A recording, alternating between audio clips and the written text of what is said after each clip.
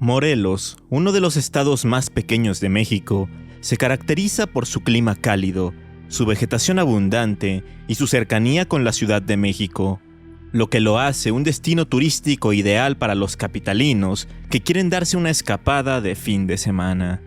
Es conocido por sus balnearios, sus zonas arqueológicas como Xochicalco y sus pueblos con historia como Tepoztlán. Además, su riqueza cultural se refleja en sus tradiciones y festividades. Pero que no nos engañe, a pesar de su tamaño, Morelos no se queda atrás en cuanto a leyendas e historias de terror se refiere.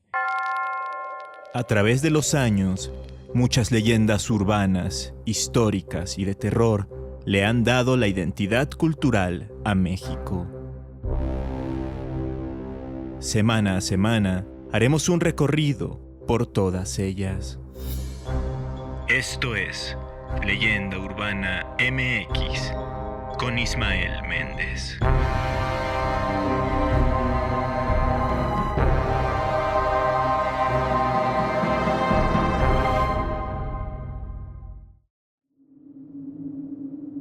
Este episodio empezará diferente, un poco más anecdótico y personal.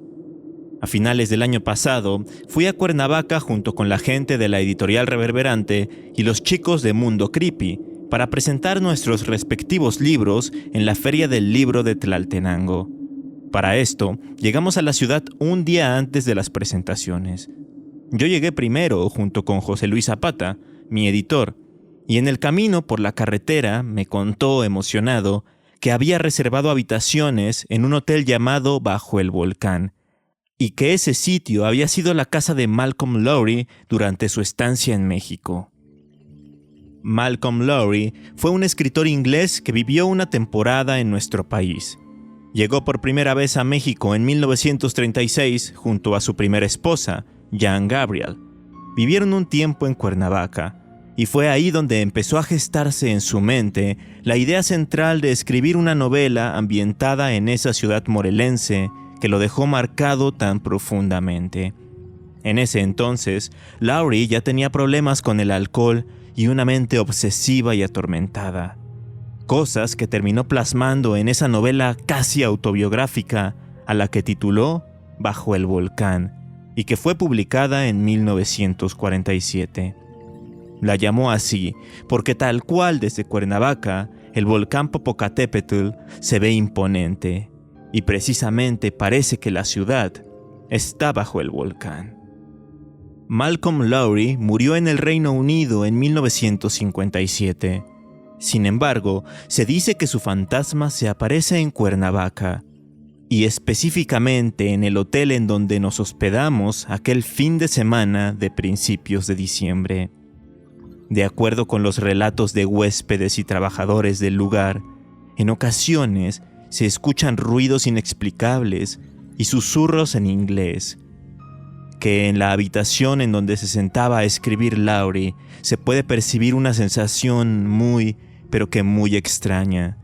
Y que por los pasillos y áreas comunes del complejo se llega a ver la figura, la silueta oscura de una persona que viste un sombrero y una gabardina larga.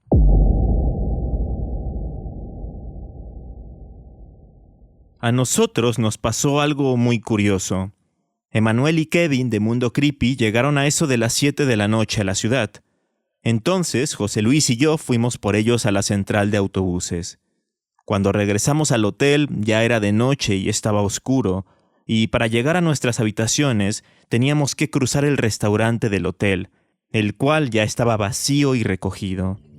Entonces, mientras caminábamos por ahí, nos sorprendió un ruido un tanto estridente, como si se hubiera caído algo en el pasillo de al lado, por donde entran los autos. Cuando nos asomamos para ver de qué se trataba, no vimos absolutamente nada. Todo estaba desolado, y tampoco notamos que de verdad algo se hubiera caído. Todo estaba en su lugar, situación que nos dejó un poco extrañados en ese momento. Al otro día le comentamos a los empleados del lugar lo que nos había pasado, y como si estuvieran acostumbrados y sin sorprenderse, nos dijeron que no descartáramos que algún animal pudiera haber ocasionado ese ruido, como un gato o una ardilla. Pero me gusta pensar que, tal vez, Malcolm Lowry, a final de cuentas escritor, nos estaba dando la bienvenida a la ciudad y a su casa. Así que si un día van a Cuernavaca y se hospedan en ese hotel ubicado en pleno centro de la localidad, manténganse alerta, sobre todo por las noches, y no olviden llevarse una copia de la novela Bajo el Volcán, para que tengan completa la experiencia literaria y sobrenatural.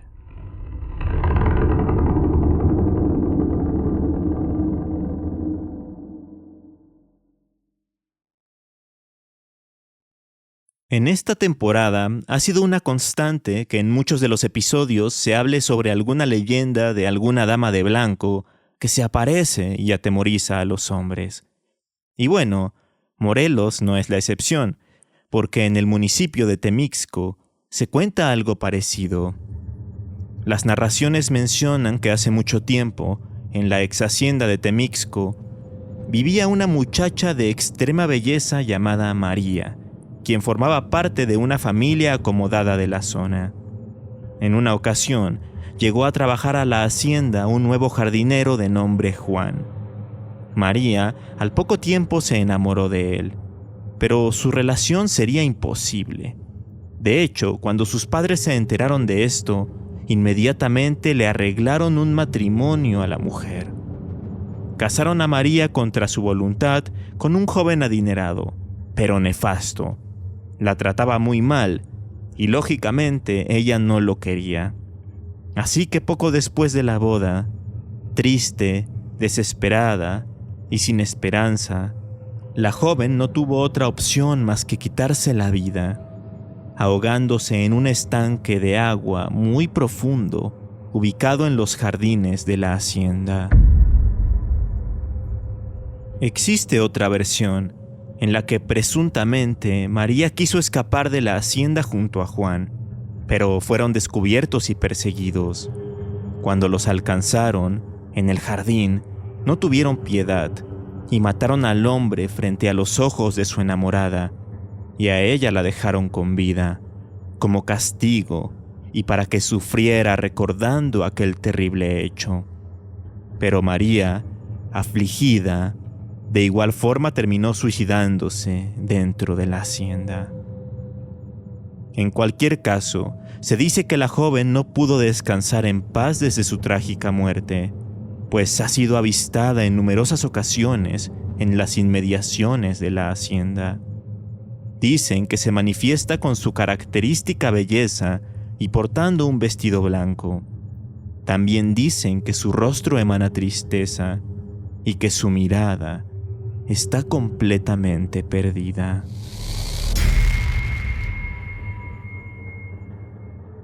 Los que han atestiguado este fenómeno paranormal mencionan que lo más común es ver a la mujer fantasmal caminando por los pasillos de la construcción, entre los árboles de la zona o en el área de los jardines. Y algo que refuerza la primera versión del origen de la leyenda es que otras personas han visto al espectro precisamente en el estanque, o más bien flotando sobre él.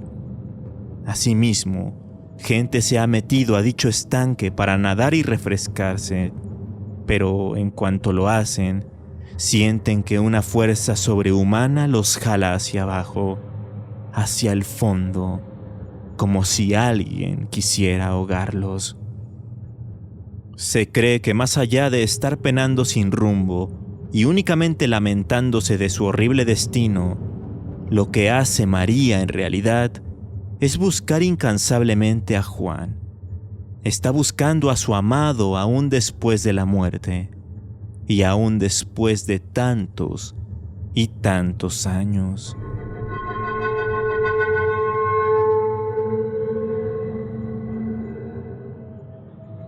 La ex hacienda de Temixco tiene una gran historia, pues fue construida en el siglo XVI por Martín Cortés Zúñiga, el hijo del mismísimo Hernán Cortés. Curiosamente, en la actualidad es un balneario y parque acuático. Sí, algo totalmente surreal. Un parque acuático construido en una hacienda virreinal, en la que se aparece el fantasma de una mujer.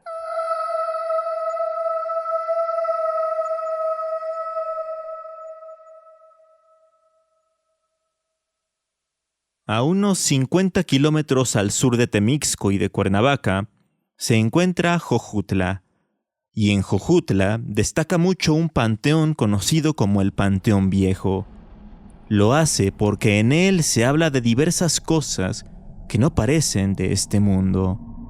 Por ejemplo, se dice que cuando la localidad apenas comenzaba a crecer y a florecer, llegó a vivir ahí un acaudalado hacendado junto con su esposa, una tal Josefina de la Borgoña, quien era aficionada a los lujos. Tenía en su colección centenares de carísimas joyas y un montón de vestidos elegantes. Lamentablemente, Josefina de la Borgoña cayó enferma en el año de 1846 y al poco tiempo terminó falleciendo. Como última voluntad, la mujer pidió ser enterrada con sus mejores ropas y con sus joyas favoritas. Se cuenta entonces que el día de su entierro fue muy difícil cargar el féretro, pues pesaba demasiado por tantas joyas que había dentro, junto al cadáver. El enterrador se dio cuenta de esto, así que esa misma noche regresó junto con sus amigos para profanar la tumba y llevarse las valiosas joyas. Así pues, cerca de la medianoche quitaron la tierra y abrieron el ataúd. Le quitaron a Josefina sus aretes, su collar, y también querían llevarse un anillo, pero extrañamente no se le desprendía de la mano. Se la levantaron y se la agitaron, pero en ese momento, como por arte de magia, la mujer despertó. Todos, asombrados, salieron corriendo del panteón. Todos, a excepción del enterrador, quien murió al instante por la impresión y por el susto de ver que un muerto volvía a la vida. Tal parece que Josefina de la Borgoña tenía catalepsia y había sido enterrada viva.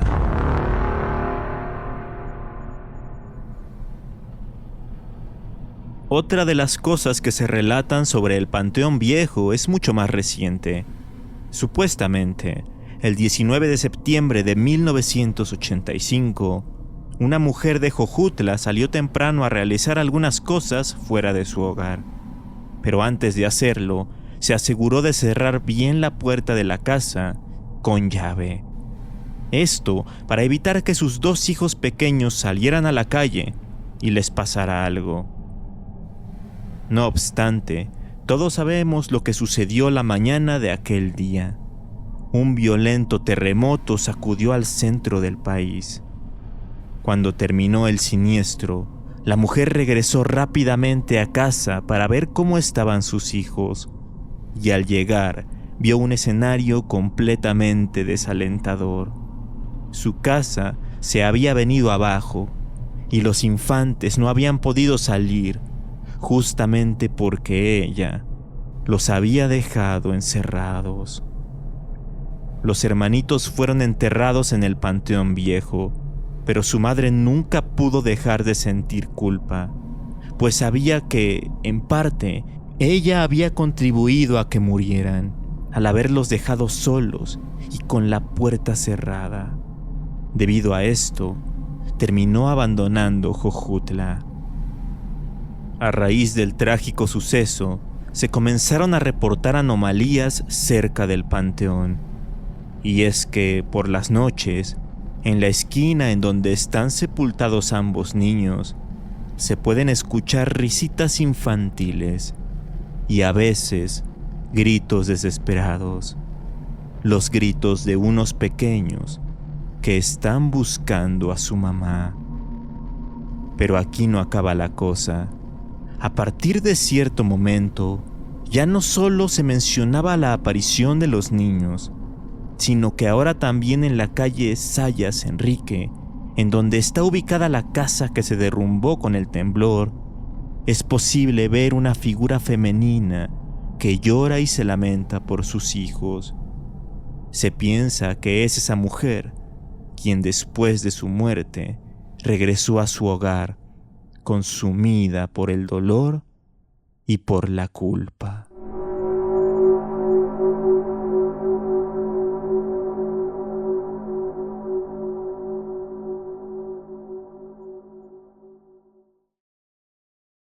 Tal vez algunos de ustedes no lo sepan o no lo recuerden, pero Emiliano Zapata, el revolucionario, era oriundo del estado de Morelos.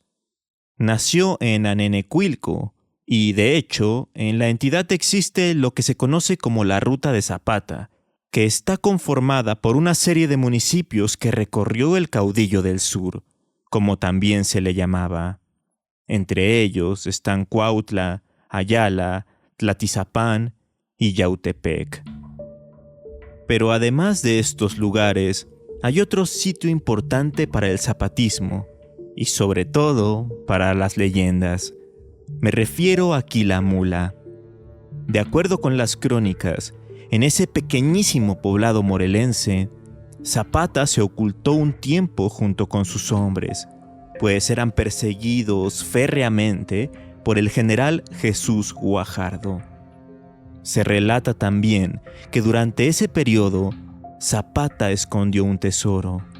Escondió el botín que había estado generando durante sus gestas y batallas, mismo que estaba conformado principalmente por oro. La cosa es que nunca se realizó un mapa o nunca se dejó por escrito algo que indicara el lugar exacto. Las únicas personas que conocían el paradero de tal fortuna era el propio revolucionario y su hija Emilia.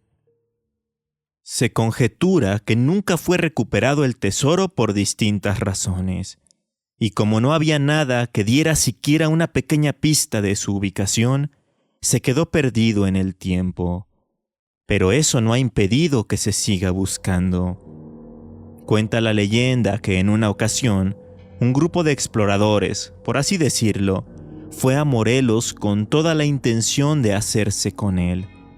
Buscaron incluso a familiares y descendientes de Emiliano, pero evidentemente nadie pudo darles algún dato valioso o esclarecedor. Sin mucha información, de todos modos, decidieron hacer una expedición en los cerros y en lugares cercanos a Quilamula, y hallaron algo, aunque no precisamente lo que querían. Resulta que en una de sus búsquedas, ya entrada la tarde, se toparon con un campamento. Parecía ser un campamento revolucionario en perfectas condiciones, cosa que era totalmente imposible. Era como si el tiempo se hubiera detenido, o como si ellos hubieran viajado al pasado. Inmediatamente después de ese hallazgo, escucharon cosas raras a su alrededor, como disparos y fuertes pasos, como si una multitud estuviera corriendo por ahí. Cada vez sonaba más fuerte eso, y a la vez sentían la presencia de personas y veían sombras entre los árboles. Así que mejor decidieron huir, totalmente aterrados, y abandonar la idea de encontrar el tesoro. Quizá era el propio Zapata junto a sus hombres, quien lo estaba cuidando de los ladrones e intrusos. De este modo, hasta la actualidad debería estar en alguna parte de Morelos y de Quilamula ese preciado tesoro revolucionario, aunque también existe la teoría de que en realidad no hay nada, y de que todo ha sido una simple leyenda urbana, alimentada a través de los años.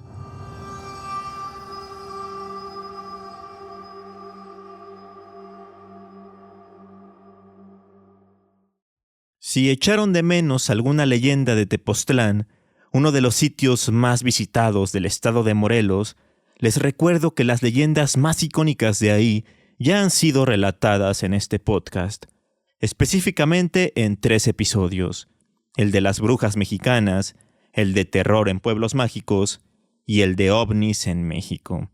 Así que es un buen momento para que vayan a escucharlos de nueva cuenta. Mientras lo hacen, recuerden que me pueden seguir en redes sociales para ver más cosas relacionadas con el podcast, como las notas y recomendaciones, con imágenes que ilustran lo que escuchan por aquí.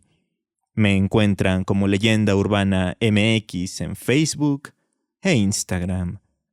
Nos escuchamos el jueves con una lectura de algún cuento de terror y el próximo domingo con más leyendas mexicanas. Hasta entonces.